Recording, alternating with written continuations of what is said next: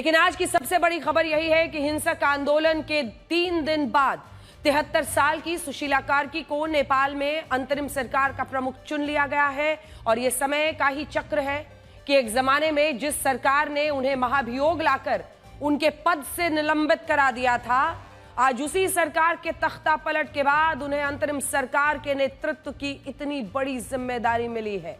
अभी तक शायद आप सुशीला कार्की के बारे में बहुत कम जान पाए थे कि हाँ, वो एक फॉर्मर चीफ जस्टिस रह चुकी हैं नेपाल की, वो बनारस से पढ़ी हैं, लेकिन उसके आगे की ऐसी ऐसी बातें हम आपको उनके बारे में बताएंगे जो आपके लिए बहुत ही जानना दिलचस्प और रोचक होगा। आज शाम करीब 7 बजे सुशीला कार्की राष्ट्रपति भवन पहुंची और इस दौरान उनके साथ उसी हामी नेपाल एनजीओ के सदस्य भी मौजूद थे जिसने इस जेनजी आंदोलन का नेतृत्व किया था। इस एनजीओ ने सुशीला कार्की को अंतरिम सरकार की जिम्मेदारी सौंपने से पहले 3 प्रमुख शर्तें रखी, जिनमें पहली शर्त है मौजूदा संघीय संसद को भंग करना, और यह शर्त मान भी ली गई। इसका मतलब यह है कि साल 2022 के संसदीय चुनाव में जिन भी राजनीतिक दलों ने जितनी भी सीटें जीती थी, अब वो संसद भंग हो जाएगी, वो निरस्त हो जाएगी। सुशीला कार्की का करियर एक टीचर की नौकरी से शुरू हुआ था। तो जानिए कि आखिर सुशीला कार्की है कौन और उनका इंडिया कनेक्शन क्या है। एक टीचर के करियर से उनकी शुरुआत हुई और इससे पहले उन्होंने भारत की बनारस हिंदू यूनिवर्सिटी से पॉलिटिकल साइंस में पोस्ट ग्रेजुएट की पढ़ाई भी की थी। इसके बाद साल 2006 में जब नेपाल से राजशाही शासन को हटाकर लोकतंत्र लाने के लिए कॉन्स्टिट्यूशनल ड्राफ्टिंग कमेटी बनाई गई, तब भी सुशीला कार्की इसका हिस्सा थी। साल 2008 में जब नेपाल हिंदू राष्ट्र से एक धर्मनिरपेक्ष गणराज्य बना और महिलाओं को बराबर अधिकार दिए गए, तब भी इस लोकतंत्र के ही कारण 2016 में उन्हें सुप्रीम कोर्ट में मुख्य न्यायाधीश की जिम्मेदारी मिली। हालांकि अप्रैल 2017 में नेपाल की तत्कालीन सरकार ने संसद की सुशीला कार्की के खिलाफ महाभियोग का प्रस्ताव पेश किया। उन पर आरोप लगा कि वो चुनी हुई सरकार के कामकाज में दखल देती रही है, रवैया सरकार विरोधी है। ये आरोप इसलिए लगाए जा रहे थे क्योंकि भ्रष्टाचार से जुड़े मामलों में सुशीला कार्की ने सत्ता पक्ष के नेताओं के खिलाफ बड़े बड़े फैसले सुनाए थे और उस वक्त उन्होंने एक बड़े पुलिस महानिरीक्षक की नियुक्ति को भी अवैध करार दिया था, जबकि सरकार उस अधिकारी को किसी भी तरह से महानिरीक्षक नियुक्त करने पर अड़ी हुई थी। और इसी फैसले के बाद सरकार और सुशीला कार्की के बीच टकराव बढ़ा। यहां बड़ी बात यह है कि सुशीला कार्की भारत के प्रधानमंत्री नरेंद्र मोदी से काफी प्रभावित है। उन्होंने अपने एक इंटरव्यू में कहा था कि मैं मोदी जी को नमस्कार करती हूं और मुझ पर भारत के प्रधानमंत्री नरेंद्र मोदी का बहुत गहरा प्रभाव है। इसके अलावा एक इंटरव्यू में उन्होंने ये कहा था कि जब वो बनारस हिंदू यूनिवर्सिटी में पढ़ाई कर रही थी, उस वक्त गंगा नदी के किनारे हॉस्टल और गर्मियों की रातों में छत पर बैठकर गंगा नदी को निहारना उन्हें आज भी याद आता है। तो ये भारत के लिए अच्छी खबर हो सकती है कि सुशीला कार्की का रुख भारत को लेकर अच्छा है फिलहाल, और इसकी जरूरत इसलिए भी थी क्योंकि अब तक नेपाल के प्रधानमंत्री केपी शर्मा का झुकाव चीन के प्रति ज्यादा था। भारत को लेकर वो सहज नहीं माने जाते थे। सुशीला कार्की के नाम पर ऐसे वक्त में सहमति बनी जब दावेदारों की सूची लगातार लंबी हो रही थी। हालांकि इस मुद्दे पर कल रात सब कुछ बदल गया। नेपाल के राष्ट्रपति भवन में कल रात एक खास मीटिंग हुई। अभी तक नेपाल के जेनजी आंदोलन में युवाओं को गुस्सा करते, तोड़फोड़ करते देखा गया। दुनिया भर की मीडिया में नेपाल के तख्ता पलट की तस्वीरें, जलती हुई संसद, मंत्रियों के जलते घर, कार्यालय जो बर्बाद हुए थे, वो सब दिखाया गया। नेपाल के युवाओं की उग्रता दिखाई गई और ये छवि बनाई गई कि नेपाल के युवा गैर जिम्मेदार हैं, देश का सब कुछ तबाह करने पर आमादा हैं। लेकिन हमने अपनी रिपोर्टिंग के दौरान कई ऐसी तस्वीरें देखी जिन्हें कई मीडिया संस्थान नहीं दिखा रहे हैं। नेपाल का युवा गुस्से में तो है, लेकिन वो गैर जिम्मेदार बिल्कुल नहीं है। नेपाल के युवाओं ने भ्रष्टाचार के खिलाफ अपने आंदोलन में मंत्रियों के कार्यालय और संसद को तो जला दी, लेकिन ऐसा नहीं है कि उन्हें पता नहीं था कि वो क्या कर रहे हैं। नेपाल का अंतरिम प्रधानमंत्री पर हो रहे मंथन के बीच नेपाल के युवाओं ने देश को संभालना और संवारना शुरू कर दिया है। नेपाल के कई शहरों में कुछ युवा सड़कों पर बिखरे पड़े सामान, जली हुई गाड़ियां, तोड़फोड़ के बाद बिखरा मलबा हटाने में जुट गए। ये कहा जाता है कि भारत तो दुनिया का सबसे, कई लोग ये प्रोपेगेंडा चलाते हैं कि भाई यहाँ पर सुरक्षा के बहुत सारे कंसर्न्स हैं, असुरक्षित है, भारत में जाना नहीं चाहिए, भारत में कानून व्यवस्था नहीं है। ठीक, लेकिन जब अमेरिका में इतनी बड़ी घटना हो जाती है तो इसकी ज्यादा बात नहीं होती और इसे एक वर्क प्लेस डिस्प्यूट, कल्पना कीजिए, काम पर हुआ एक झगड़ा बता दिया जा रहा है और इसको रन ऑफ किया जा रहा है। वर्क डिस्प्यूट पर सबसे बड़ी बात यह है कि अमेरिका में इतनी बड़ी घटना हो गई, लेकिन ऐसा लगता है कि वहां भारतीय मूल के नागमलैया से किसी को हमदर्दी तक नहीं है। जब इस घटना को लेकर अमेरिका की कानून व्यवस्था पर सवाल उठने चाहिए थे, तब वहां बहुत सारे लोग और मीडिया नागमलैया की भाषा को लेकर ज्यादा बात कर रहे हैं। कहा जा रहा है कि नागमलैया हिंदी और अंग्रेजी भाषा बोलते थे, जबकि हमलावर क्यूबा से होने के कारण स्पेनिश भाषा जानता था और इसी वजह से यह पूरी घटना घटी। आप कल्पना कीजिए। दावा है कि जब मोटेल में वॉशिंग मशीन खराब हो गई थी, तब नागमलैया ने किसी तीसरे व्यक्ति को स्पेनिश में यह बताने के लिए कहा था कि यह मशीन खराब है, इसका इस्तेमाल मत करो। लेकिन यहीं से समस्या शुरू हुई। कोबोज मार्टिनेज को यह बात समझ नहीं आई और उसे लगा कि नागमलैया उसकी बेइज्जती कर रहा है और भाषा की वजह से वो खुद को कमजोर या नीचा महसूस करने लगा। और इसी के बाद ये पूरी घटना हुई और अब सोशल मीडिया पर कुछ लोग इस घटना का विवरण बताकर इसे नॉर्मलाइज कर रहे हैं और ऐसा कह रहे हैं जैसे वो भाषा की गड़बड़ी की वजह से इस तरह से उसकी हत्या, उसे ऐसे पेश किया जा रहा है जैसे यह हत्या भाषा के विवाद की वजह से हुई। इसमें अमेरिका का कोई दोष नहीं है। लेकिन सच्चाई यह है कि इस हत्याकांड के बाद अमेरिका के कुछ लोगों में नागमलैया के प्रति ज्यादा सहानुभूति नहीं है और इसका बड़ा कारण यह भी हो सकता है कि वो भारत में है, भारत से है और उनका रंग, जी हां, एशियन है। आज हम ये कहना चाहते हैं, अमेरिका में पिछले कुछ महीनों में भारतीय मूल के लोगों के खिलाफ नफरत का एक ऐसा माहौल तैयार किया गया है जिसमें यह धारणा बना दी गई है कि भारत के लोग अमेरिका में आकर अमेरिकी लोगों की नौकरियां छीन रहे हैं, उनके संसाधनों पर कब्जा कर रहे हैं और इसीलिए अब उनके साथ कोई हिंसक घटना होती है तो इसे बुरा नहीं माना जाना चाहिए। आज की तारीख में स्थिति यह हो गई है कि जब अमेरिकी लोग बेरोजगार होते हैं या उनका जीवन स्तर गिरता है तो वो इसके लिए भारतीयों को दोषी ठहराने की कोशिश करते हैं और इसमें ट्रंप, उनकी टीम, उनके सहयोगी सब पूरा योगदान दे रहे हैं। राष्ट्रपति ट्रंप ने जिस मेक अमेरिका ग्रेट अगेन अभियान की शुरुआत की, उस अभियान के तहत सबसे ज्यादा भारतीय मूल के लोगों को ही बनाया गया और हम ये सारी बातें आंकड़ों के आधार पर कह रहे हैं। आप गूगल पर सर्च कीजिए या यूट्यूब खोलकर देखिए, पिछले 10 महीनों में आपको ऐसी कई घटनाएं मिल जाएंगी जिनमें भारतीय मूल के लोगों के साथ नस्लीय भेदभाव, हिंसक घटनाएं बढ़ी। अमेरिका के बड़े बड़े थिंक टैंक खुद भी इस बात को मान रहे हैं। इनमें वॉशिंगटन डीसी के centre for study of organised hate के मुताबिक इस वक्त ट्रंप समर्थकों के 2 गुट बन गए हैं। इनमें एक गुट वो है जिसमें भारतीय प्रवासियों को लेकर कोई नफरत नहीं है, लेकिन दूसरा गुट ऐसा है जिसमें राष्ट्रवाद के नाम पर हर तरह के इमिग्रेशन का विरोध हो रहा है और इसमें भी सबसे ज्यादा भारतीय मूल के लोगों को निशाना बनाया जा रहा है। इस थिंक टैंक ने खुद बताया है कि वहां सोशल मीडिया प्लेटफॉर्म पर भारतीयों को जमकर कोसा जा रहा है, उन्हें धोखेबाज कहा जा रहा है, वीजा सिस्टम का दुरुपयोग करने वाला बताया जा रहा है और कुछ अमेरिकी भारतीय मूल के लोगों को बदबूदार बता रहे हैं और यह भी कह रहे हैं कि भारत के लोग सार्वजनिक जगहों पर गंदगी करने वाले अनसिविलाइज्ड लोग होते हैं।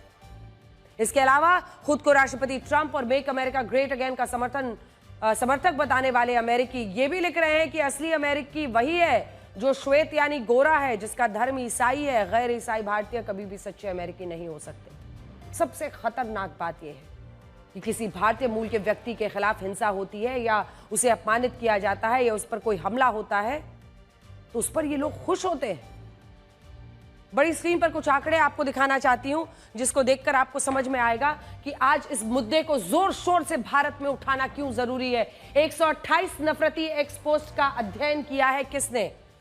ये संस्था है जिसके बारे में हम आज आपको बताना चाहते हैं, जिसने ये पूरी रिसर्च की है, centre for the study of organised hate, और इसी ने ये आंकड़े जारी किए हैं।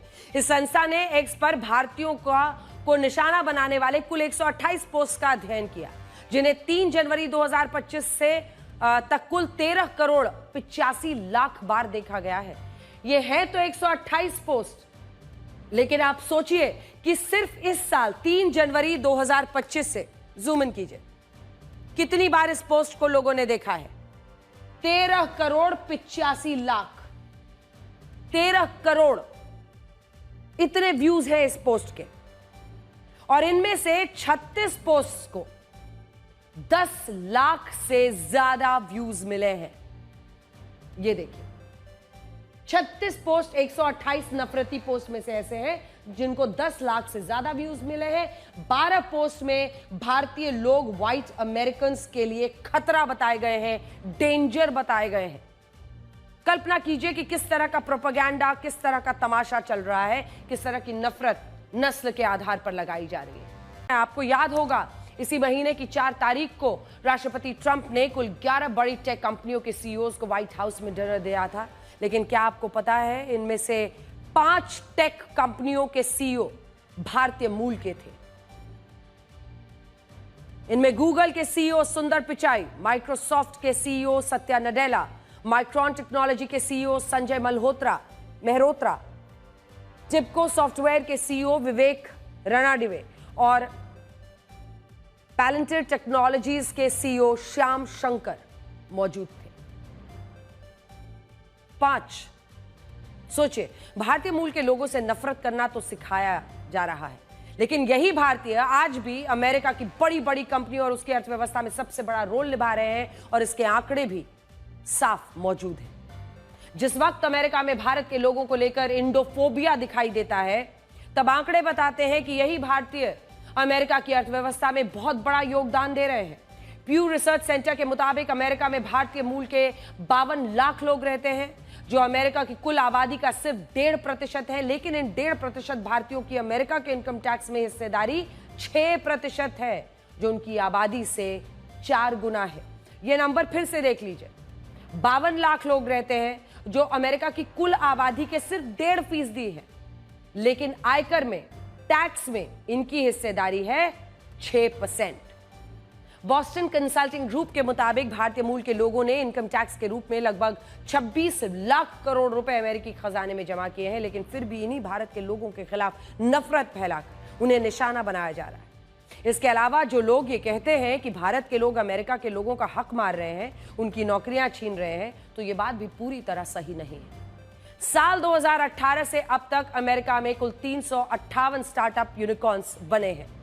यूनिकॉर्न का मतलब यह है कि एक स्टार्टअप का मार्केट वैल्यू $1 बिलियन यानी 8,800 करोड़ रुपए को पार कर गया है। इनमें से 72 स्टार्टअप भारतीय मूल के लोगों ने शुरू किए, जिसका मतलब यह है कि हर 5 यूनिकॉर्न स्टार्टअप में से लगभग 1 स्टार्टअप भारतीय मूल के लोगों ने बनाया है। और हम तो वहां बड़ी बड़ी कंपनियां बनाकर लोगों को नौकरियां दे रहे हैं, लेकिन अब पिछले कुछ समय से भारतीयों पर ही अमेरिकी लोगों की नौकरियां छीनने का आरोप लगाया जा रहा है, जो सरासर गलत है। आइए एक बार फिर से आपको लिए चलते हैं नेपाल, क्योंकि इस वक्त काठमांडू में तस्वीरें आनी शुरू हो गई हैं और वहां पर सुशीला कार्की शपथ ले रही है। अंतरिम सरकार के प्रमुख के तौर पर सुशीला कार्की का यह शपथ ग्रहण समारोह आप इस वक्त देख रहे हैं, जहां पर एक समझौता बनते हुए और एक शांति की सूरत बनते हुए हमारे पड़ोसी देश नेपाल में दिख रहा है।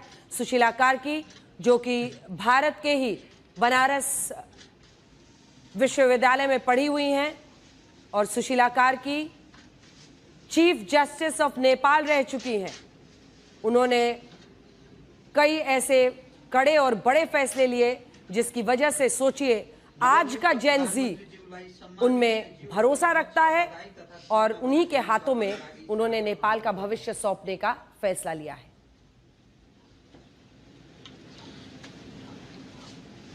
तो अंतरिम सरकार के प्रमुख के लिए सुशीला कार्की का यह शपथ ग्रहण समारोह, जहां पर राष्ट्रपति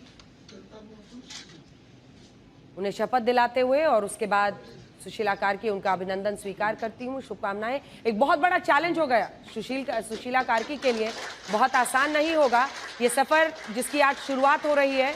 यहाँ से आगे का सफर बहुत चुनौतीपूर्ण और कांटों से भरा हुआ उनके लिए होगा, क्योंकि नेपाल 3 दिन तक भारी अस्थिरता और हिंसा के बीच में आगे बढ़ा, जिसके बाद अब एक निर्णायक फैसले पर युवा पहुंचे हैं, जिनमें 3 बड़ी जो बातें उनसे कही गई हैं, वादे लिए गए हैं। उसमें एक यही है कि अंतरिम सरकार की प्रमुख बनी है सुशीला कार्की, तो दूसरी तरफ उनको जल्द से जल्द चुनाव कराने होंगे, समयबद्ध तरीके से कराना होगा। इसी के साथ सुशीला कार्की को ये जिम्मेदारी भी सौंपी गई है कि वो आने वाले वक्त में 6 महीने के लिए अभी एक अंतरिम सरकार को चलाएं, और जो हिंसा हुई है आंदोलनकारियों के खिलाफ, उसकी वो एक निष्पक्ष और पारदर्शी जांच भी कराए, क्योंकि सबसे बड़ी शिकायत यही थी। पहले दिन का आंदोलन आपको याद होगा जो जेन जी ने किया था, उस दिन वो सड़कों पर निकले थे, लेकिन उस दिन रात तक 18 आंदोलनकारियों की मौत हो गई थी। अगले दिन यह आंकड़ा और बढ़ा, 22 पे पहुंचा, फिर और भी आगे बढ़ा। लेकिन आंदोलनकारियों ने यह वादा भी उनसे लिया है कि एक निष्पक्ष जांच के जरिए, न्यायिक जांच के जरिए जो भी जिम्मेदार है शूट एट साइट के लिए, उन सबको कड़ी से कड़ी सजा दिलाई जाएगी। 11 सितंबर को अमेरिका की ऊटा वैली यूनिवर्सिटी में राष्ट्रपति डोनाल्ड ट्रंप के करीबी चार्ली कर्क की गोली मारकर हत्या कर दी गई थी और इस घटना के बाद से पूरे अमेरिका में अफरा तफरी मची हुई है। ये तस्वीरें हम आपको दिखा रहे हैं, लेकिन क्या आपको पता है इस घटना के बाद फेडरल ब्यूरो ऑफ इन्वेस्टिगेशन यानी FBI के डायरेक्टर काश पटेल कई लोगों के निशाने पर आ गए हैं और सोशल मीडिया पर कुछ लोग तो उन्हें इसलिए भी निशाना बना रहे हैं क्योंकि वो भारतीय मूल के हैं। न्यूयॉर्क टाइम्स ने इस पर एक रिपोर्ट छापी है जिसमें यह बताया गया है कि चार्ली कर्क की हत्या के बाद FBI डायरेक्टर काश पटेल ने एक वर्चुअल मीटिंग की थी और इस वर्चुअल मीटिंग में लगभग 200 FBI एजेंट शामिल हुए थे, जिन्हें काश पटेल ने यह कहा कि ये सारे एजेंट अपना काम सही से नहीं कर रहे और इनमें सॉल्ट लेक सिटी के FBI एजेंट से काश पटेल ने यह कहा कि उन्हें हमलावर की फोटो जुटाने में 12 घंटे का लंबा समय क्यों लगा। लेकिन कहा जा रहा है कि इस वर्चुअल मीटिंग के बाद FBI के अंदर खाने भी काश पटेल के खिलाफ कई लोगों में नाराजगी सामने आई थी और राष्ट्रपति ट्रंप के समर्थन में भी उन्हें अपना निशाना बना रहे हैं और यहां भी जानबूझकर सोशल मीडिया पर उनके भारतीय मूल का होने का मुद्दा उठाया जा रहा है।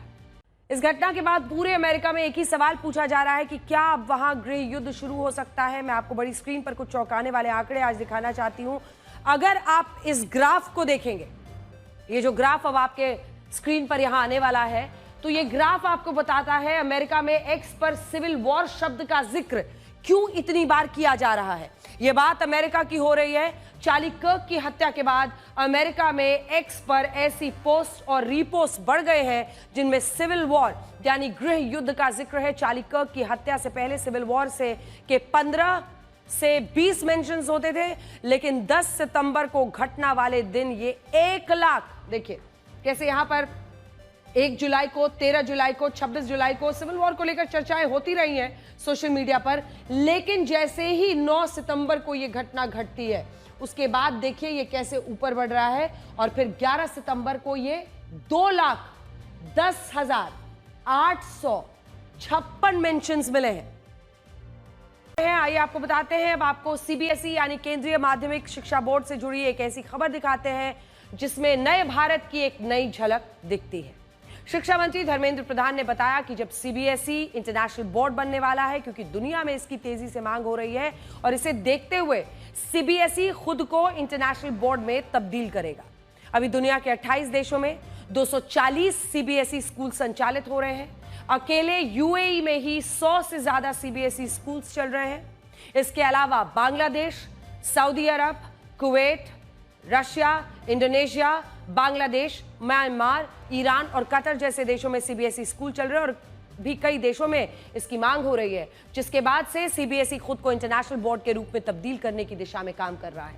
और इसके लिए कुछ समय पहले से ग्लोबल सिलेबस जो है ग्लोबल सिलेबस शुरू करने की तैयारी चल रही है। दिलचस्प बात यह है कि UAE की राजधानी अबू धाबी में 2 साल से IIT चल रहा है, जिसकी मांग खुद UAE के राष्ट्रपति ने प्रधानमंत्री मोदी से की थी, जबकि दुबई में IIM अहमदाबाद का कैंपस खुल चुका है।